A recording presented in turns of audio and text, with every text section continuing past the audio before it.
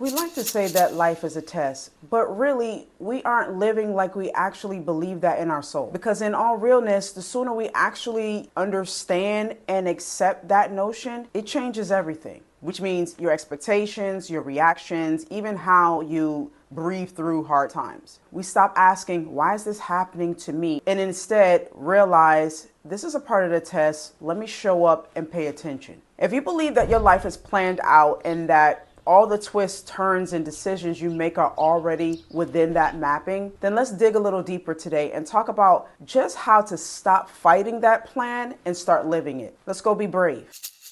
We live like the goal is to make life smooth. Newsflash, it's not. And I don't mean that in some doom and gloom or snarky manner. It's just part of the reality. Life's tests aren't sent to break you.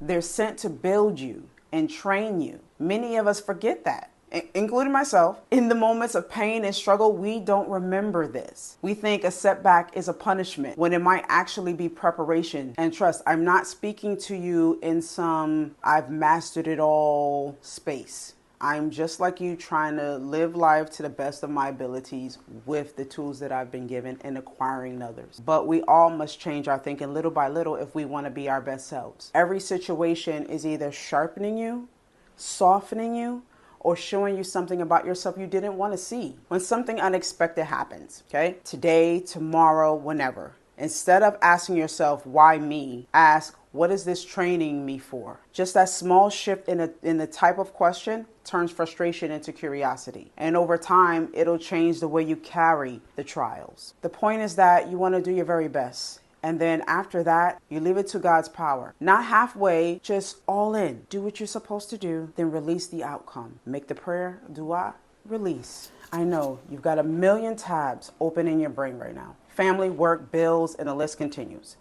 You're already stretched thin, and here I am telling you to basically trust the process. But listen, this isn't blind optimism. I don't do that anyway. This is knowing that God has the final decree and that's not going to change whether you panic, overthink, or argue with the reality. This plan is always better than mine, than yours, even when our eyes can't see it yet. But the thing is, sometimes we mix up surrender with passivity. Surrender in this conversation, it means to use every God-given tool that you have and then release the outcome. So you're giving it your all and then you release. Many of us do half of that. We're either going to let go without taking the action, or we're going to take the action and hold on for dear life. Okay, so one thing we could do this week, find one situation you've been gripping too tightly. Let go, let go. Do the next step, whatever that is, and stop checking it, refreshing, rehearsing every possible outcome in your mind. You're going to need to be brave to do this, but I'm going to ask you to release it. Think of it like this. A farmer doesn't pull the seed out of the ground every day just to check and see how far it's grown. You're going to plant it, you're going to water it, and you're going to trust the process. Here's the uncomfortable truth. Most of our stress comes from thinking our timeline is better than God's. That's ego. And ego doesn't just make you prideful. It makes you restless. It convinces you that right now is the only acceptable answer, even when God's timing says, not just yet, buddy. Take several seats in the back row. Tonight, in your prayers, admit one place you've been resisting his plan. Don't ask for the ability to change, but you also need to ask for contentment. And this is so tough. This is so tough and tricky for many of us, because sometimes we confuse contentment with mediocrity or complacency. And that's not the case. Just because you should be content with a situation doesn't mean that you don't want more in the future, or you don't believe that you are made for more. It's about accepting where I am, accepting where you are, being thankful for whatever we have, and putting in the work to produce our goals, our ambitions, etc. That's where peace lives. That peace of mind, peace of soul and spirit. Every tradition warns that arrogance is the start of downfall. Humility isn't thinking less of yourself. It's thinking more of your connection to God. If we can figure out how that duality of being content, being thankful, and still realizing that we can strive, still realizing that we can want better for ourselves because God wants better for us, we'll be unstoppable in our dreams and ambitions.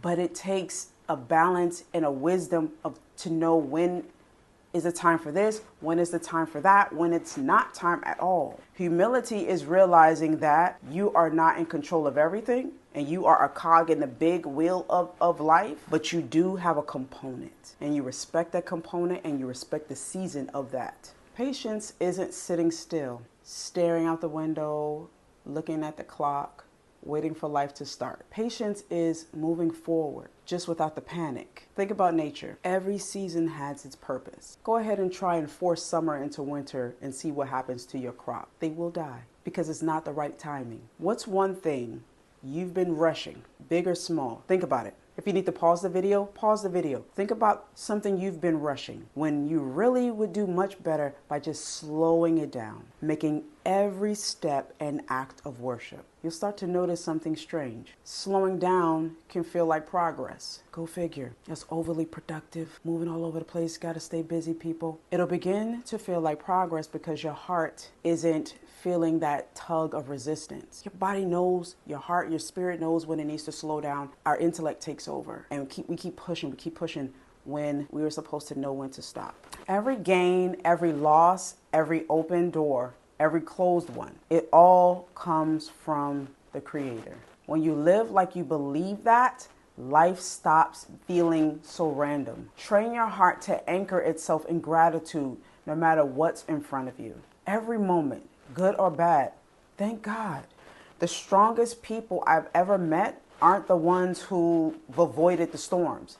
They're the ones that tied to an unshakable anchor, their faith, and their ability to understand that some things are not in their control. And it's not an easy task. I'm not asking you to do an easy task. This is a very hard task, one that's hard for all of us. We must make this change if we truly want to be about change. Yes, life is a test, but it's also an open book one where your job isn't to pass every single question perfectly. You're not even required to pass every test perfectly. Your job is to stay in the exam, keep writing, keep praying, keep showing up, and when it's time to hand in your paper, hand it over, knowing you did your best, and you let go of the rest.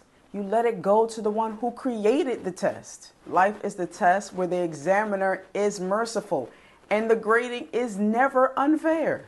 Whether we understand it or not, it's never unfair. It's right where it's supposed to be, how it's supposed to be, in the way that it's supposed to be. We're all walking this road together.